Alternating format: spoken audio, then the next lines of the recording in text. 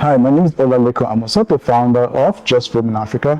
Yes, I know, I get that a lot. A lot of people think Just Women Africa is run by a woman, but it's actually run by a man. I'm a bit divorcee. I have 2 daughters, and Just Women Africa was created because of them, to let them know that it's a good time to be a woman, and to let them know about African women's stories all over Africa, so that they can be motivated in today's age.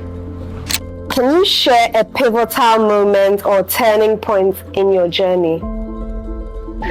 Oh wow!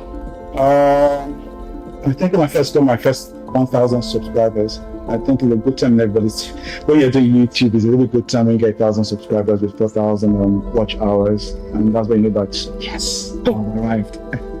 In my family, we've always been entrepreneurial. My grandmother was one of the first contractors in Ghana back in the days. She supplied blocks and built a lot of houses here in Ghana.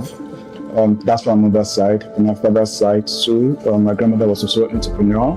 She did a lot of trade between Ghana, Nigeria, and Cameroon. And so also did my grandfather, who was also entrepreneurial. And he's running the family. My sister is entrepreneurial, my brother is, and it was just my mother too run the company shop back in Nigeria and in church at waiting firm. So I think it's in the blood. I'm just keep it going. How did you assemble your team, and what qualities do you look for in team members? Okay, currently I work alone. I am the one-stop shop.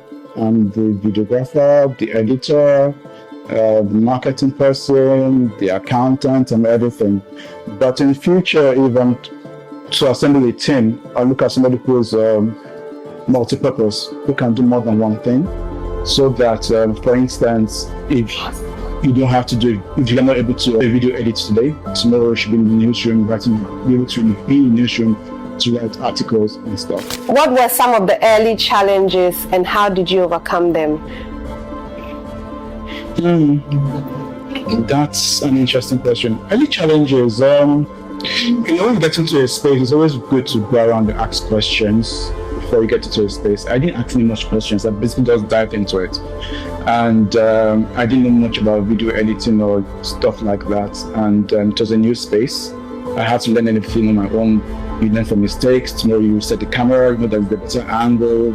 You have to do the adjustments and stuff like that. Nobody taught me. That was a real big challenge. Even to today, I'm still learning, even on social media, how to phrase the titles into YouTube, and when you're uploading onto Instagram, things to make sure the videos go viral. Those are things you don't, nobody teaches you. You learn on the job, and it's a really big challenge. Well, nowadays, you look around your competitors, and you look at what they're doing, and look at ways you can do it much more better. I must say, as an entrepreneur, that keeps me awake at night, because I'm always awake, thinking of how to make things much more better. Can you share a memorable user story that resonates with your mission? Okay, 2 stories come to mind. I'll try and summarize it. I recently did an interview with a lady who owns a medical laboratory and also a book author. She was telling me about her story and how she got started at a young age. And whilst writing the book on the laptop, her laptop crashed and she lost the story, which was the 2 weeks to the deadline.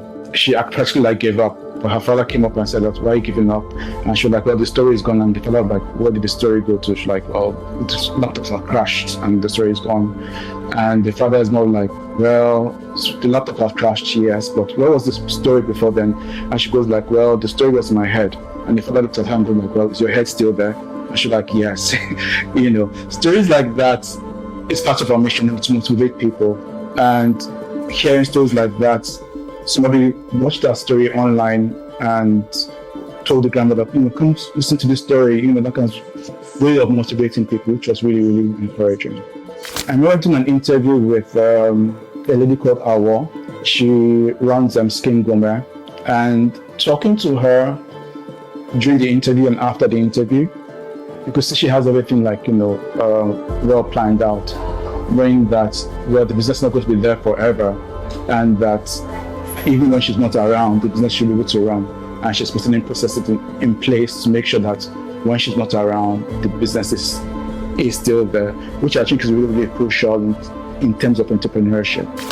What advice would you give to your younger self or aspiring entrepreneurs? Younger self. Okay, I'll use myself as an example. Back in the days when I was younger, I had the opportunity of doing programming, and along the way, I lost interest because I really think that's not going to become useful. And these days, I wish that I'd taken it much more seriously. I know I can go back to school to learn programming again, but I wish I had really taken my time out to actually learn programming. So for my younger self, or people who are much more younger than I am, is to take things seriously. If you have the opportunity to do something, whatever job you have to do, take it seriously because it could come in advantageous to you in the future. How do you balance personal and professional life as a founder? Honestly, there's no balance. Probably 90% of it, I'm always working. Social life is like it's almost zero, but I think it's really, really important. I think, was it like 2 days ago? I hardly watched TV and the TV was on and I was in a hurry to get back to my desk to work, but something just told me, just relax for the next 2 hours. It's not going to kill you.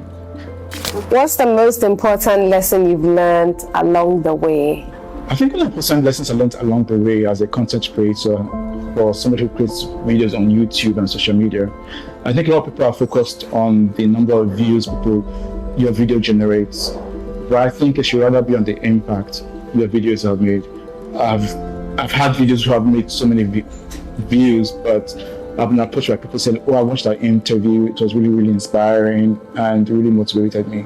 And hearing comments like that, it's really, really heartwarming. What problem did you aim to solve and how did you address it? One problem I intended solving by setting up Just Women Africa was to help in the documentation of women's stories around Africa.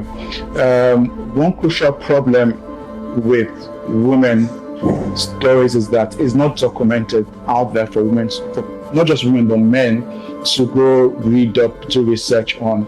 And Just Women Africa intends on solving that problem by actually documenting women's stories, so that 10, 15, 20 years from now, if anybody wanted to go do some research, they will find that information.